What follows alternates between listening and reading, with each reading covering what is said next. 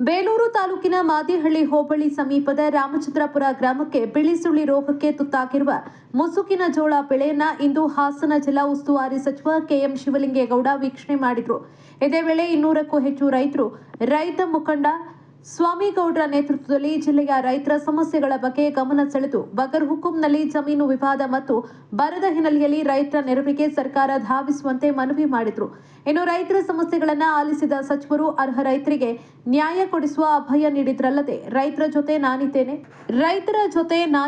ರೈತರ ಸಂಕಷ್ಟ ಏನು ಅನ್ನೋದು ನನಗೆ ಚೆನ್ನಾಗಿ ತಿಳಿದಿದೆ. ನ್ಯಾಯಯುತವಾಗಿ ಜಮೀನು ಮಂಜೂರಾಗಿರುವ ಯಾವುದೇ ರೈತರು ಸಹ ಹೆದರಬೇಕಾಗಿಲ್ಲ. ನಿಮಗೆ ನ್ಯಾಯ ದೊರಕಿಸಿಕೊಡುವ ಜವಾಬ್ದಾರಿ ನನ್ನದು ಅಂತ ಭರವಸೆ ನೀಡಿದ್ರು. ವರದಿ ಗಣೇಶ್, ಬೇಲೂರು.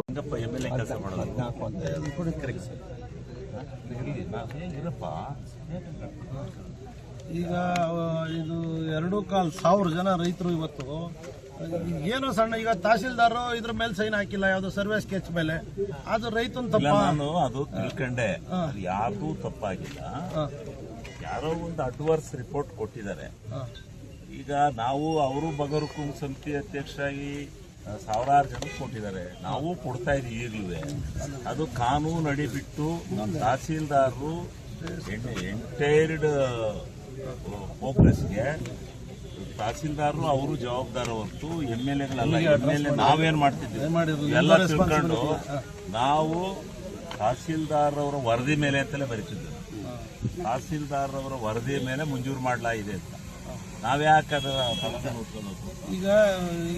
ಈಗ ಅವರು ಏನೇನು ಒಳಗಡೆ ಯಾವ್ದೋ ಒಂದು ಫೋರ್ಸ್ ಮಾಡಿ ಎಂತದ ಮಾಡಿ ಇಟ್ಟಿದ್ದಕ್ಕೆ ನಾವು ಎಷ್ಟು ಪ್ರಾಣಿ ಕಾರಣಕ್ಕೆ ಬಂದಿರೋದು. ನಾವು ಸೇರಿ ಮಾಡ್ತೀವಿ.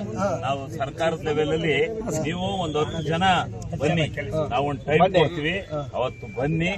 ಅದು ಯಾವ ರೀತಿ ಹೋಗ್ಬೇಕು, ಮೊದಲು ತಳಮಟ್ಟದಿಂದ ಐಮಟ್ಟಕ್ಕೆ ಹೋಗೋಣ. ಮೊದಲು ನಾನು ತಿಳ್ಕೊಂಡಿರೋ ರೂಟ್ಸ್ ಪ್ರಕಾರ ಬಗರ್ಹುಕುಂ ಸಮಿತಿನಲ್ಲಿ ಮಂಜೂರಾಗೋದು ಒಬ್ಬ ವ್ಯಕ್ತಿಗೆ 4 ಎಕರೆ 28 ಗುಂಟೆ ಮೇಲೆ 38 ಗುಂಟೆ ಮೇಲೆ ಮಂಜೂರಾತಿ ಅದ್ರ ಮೇಲೆ ಮಾಡಂಗಿಲ್ಲ. ಅದು ಹೆಂಗಾಯ್ತು, ಯಾಕಾಯ್ತು,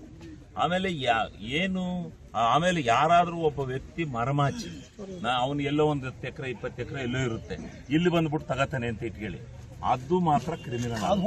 ಅವನಂತ ಹೋಗ್ಲಿ, ರೈತ ಯಾರು ನಿಜವಾದ ರೈತ ಮಾಚಿ ನಮ್ ಜಮೀನೇ ಇಲ್ಲ ನನಗೆ ಅಂತೇಳಿ ಸರ್ಟಿಫಿಕೇಟ್ ಕೊಟ್ಟು ತಗೊಳೋದು ತಪ್ಪಾಗುತ್ತೆ. ಈಗ ಅದು ಏನಾಗಿದೆ ಈ ಕೇಸಲ್ಲಿ, ನಾನು ಲಿಂಗೇಶ್ ಅವರಿಗೆ 2 ಸಾರಿ ಟ್ರೈ ಮಾಡಿದೆ ಮಾತಾಡ್ಸಕ್ಕೆ. ನಾನು ಈ ಸಾರಿ ಹೋಗ್ತೀನಿ.